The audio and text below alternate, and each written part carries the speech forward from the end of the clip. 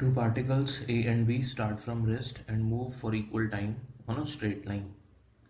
The particle A has an acceleration small a for the first half of the total time and 2a for the second half. The particle B has an acceleration 2a for the first half and a for the second half. Which particle has covered larger distance? तो question में ध्यान दीजिए, acceleration की बात हो रही है और टाइम की बात हो रही है, टोटल टाइम और एक्सेलरेशन। तो मेरे को ये पता है कि मैं वीटी ग्राफ का यूज करूं तो मेरे को एक्सेलरेशन मिल जाएगा, ठीक है। तो एक्सेलरेशन के साथ साथ वीटी ग्राफ का अगर एरिया देखता हूं तो मेरे को डिस्टेंस भी मिल जाएगा। तो क्वेश्चन में डायरेक्टली ये पूछा है कि which particle has covered larger distance. तो इसको एक बार हम लोग ग्राफ से भी देखते हैं। ग्राफ को समझते हैं। दो पार्टिकल्स थे, पहला पार्टिकल है ए। जो ए पार्टिकल है वो टी टाइम तक के लिए ए एक्सेलरेशन से चलता है। तो ए कांस्टेंट एक्सेलरेशन है तो कांस्टेंट स्लोप आ जाएगा। मैंने कांस्टेंट स्लोप बना दिया यहाँ पे, ओके, यहां तक के लिए। उसके बाद टी से 2t टाइम तक के लिए वो अपना एक्सेलरेशन ए से 2a कर लेता है, तो स्लोप डबल हो जाता है। तो स्लोप डबल हो गया, एक्सेलरेशन डबल हो गया और कांस्टेंट है। ऐसी एक और पार्टिकल है, वो भी ओरिजिन से स्टार्ट करता है।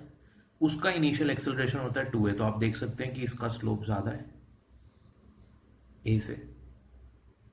उसके बाद उसका एक्सेलरेशन कम हो जाता है, ए हो जाता है, और फाइनली दोनों 2t टाइम तक ट्रेवल करते हैं। अब आपको ये बताना है कि कौन सा पार्टिकल ज्यादा ट्रेवल कर रहा है। Area under VT graph will give you distance. अगर आप साइन को कंसिडर नहीं करते हैं तो एरिया किसका ज्यादा आ रहा है? ऑफ कोर्स बी का ज्यादा आ रहा है। तो डायरेक्ट आंसर आ जाएगा कि जो डिस्टेंस ट्रेवल करेगा पार्टिकल बी वो ज्यादा होगा as compare to particle A से। अब इसका मैथमेटिकल ऑपरेशन भी करके देख लेते हैं कि कितना डिस्टेंस ज्यादा हो रहा है। तो हम इक्वेशंस ऑफ मोशन लगाते हैं पार्टिकल ए के लिए। पहले पार्टिकल ए ने जीरो इनिशियल वेलोसिटी से स्टार्ट करा था, तो फर्स्ट इक्वेशन ऑफ मोशन लगाएंगे v is equals to u plus a t. U यहाँ पे जीरो है, so v a is equals to a t. ये मेरी फर्स्ट इक्वेशन हो जाएगी। डिस्प्लेसमेंट इक्वेशन फर्स्ट हाफ के लिए एस वन ए, यू तो जीरो था, हाफ ए टी स्क्वायर। और सेकेंड हाफ के लिए अब यहाँ पे वेलोसिटी जीरो नहीं है। सेकेंड हाफ के लिए ये इनिशियल वेलोसिटी होगी जो यहाँ पे होगी। यहाँ पे कितनी वेलोसिटी है टी टाइम पे वेलोसिटी है ए टी। तो s is equals to u t plus half a t square. Okay, यहाँ पे हमारे पास ये u है और t भी आएगा। ओके, अब देखते हैं इसको।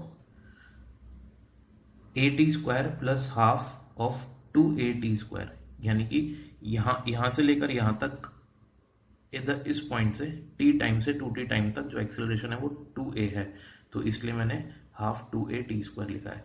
तो टोटल जो डिस्टेंस है ट्रेवल्ड बाय द बॉडी वो कितना है? एरिया अंडर दिस पोर्शन, और हम इक्वेशन से निकालें तो half a t square plus this, so total आएगा हमारे पास 2.5 a t square. Similarly B particle के लिए इनिशियल वेलोसिटी जीरो और यहाँ तक कितना डिस्टेंस ट्रेवल होता है ये निकालेंगे हम। सेम प्रोसेस फॉलो करेंगे। For particle B again velocity कितनी हो जाएगी? u प्लस 2at, क्योंकि इसका इनिशियल एक्सेलरेशन 2a है, ठीक है। तो फर्स्ट इक्वेशन आ गई मेरे पास। अब डिस्प्लेसमेंट फर्स्ट हाफ में, यानी कि टी टाइम तक कितना डिस्प्लेसमेंट होगा जीरो से टी टाइम तक, s equals to u t, initial velocity तो जीरो थी, हाफ ए टी स्क्वायर, और एक्सेलरेशन 2a था तो हाफ इंटू 2at स्क्वायर। अब सेकेंड पोर्शन में, यानी कि t से 2t टाइम तक, यहां से यहां तक जब वो चल रहा है तो टोटल डिस्प्लेसमेंट होगा इसका s equals to u t, ये u है, u t plus half a t square, acceleration a है। इन दोनों इक्वेशंस को ऐड करेंगे, टोटल आ जाएगा आपके पास 3.5 ए टी स्क्वायर। तो यहाँ से हमको मैथमेटिकली भी पता लग गया कि बी पार्टिकल ज़्यादा डिस्टेंस ट्रेवल कर रहा है as compare to A particle. Thank you.